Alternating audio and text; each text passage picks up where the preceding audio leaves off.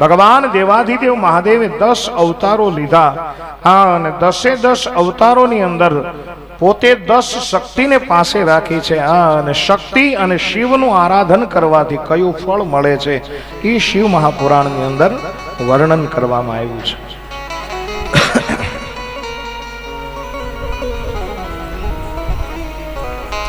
ઋષિમુનિઓ છે એ સાંભળવા માટે તત્પર બન્યા છે અને આ બાજુ ભગવાન શિવના 10 અવતારોની કથા કહેવામાં આવી છે કે હે ઋષિમુનિઓ, ભગવાનનો એક અવતાર છે મહાકાલ.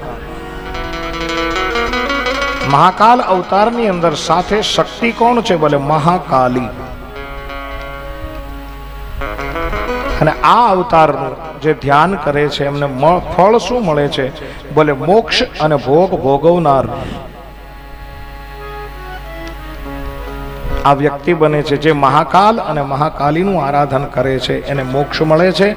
આ અનેક પ્રકારે ભોગોને પ્રદાન કરનાર આ અવતાર છે.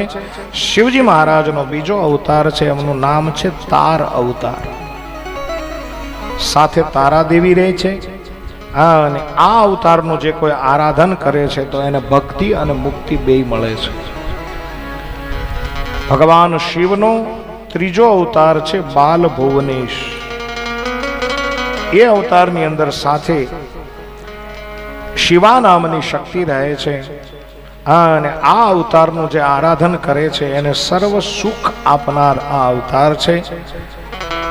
ચોથો અવતાર છે ષોડશ શ્રી વિદ્યા અને સાથે શક્તિ જે છે એ ષોડશી શ્રી વિદ્યા છે, સર્વ સુખ પ્રદાન કરનાર આ અવતાર છે. ભગવાન શિવનો પાંચમો અવતાર છે ભૈરવ. શિવ મહાપુરાણ કહે છે કે એમની સાથે જે શક્તિ છે એમનું નામ છે ભૈરવી.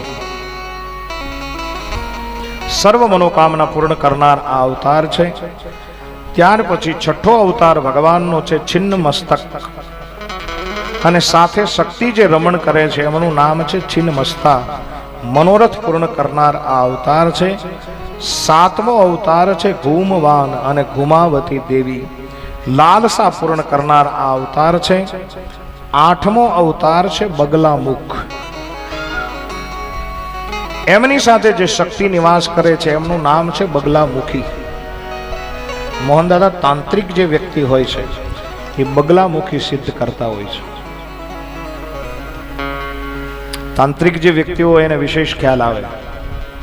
આ ભગવાન શિવનો અવતાર છે બગલામુખ અને સાથે શક્તિ છે બગલામુખી અને સર્વ લોકની અંદર સર્વ સુખ પ્રદાન કરનાર અવતાર છે. ત્યારબાદ નવમો અવતાર ભગવાન શિવનો છે માતંગ અને સાથે માતંગી નામની શક્તિ નિવાસ કરે છે અને આ અવતાર અભિલાષા પૂર્ણ કરનાર છે.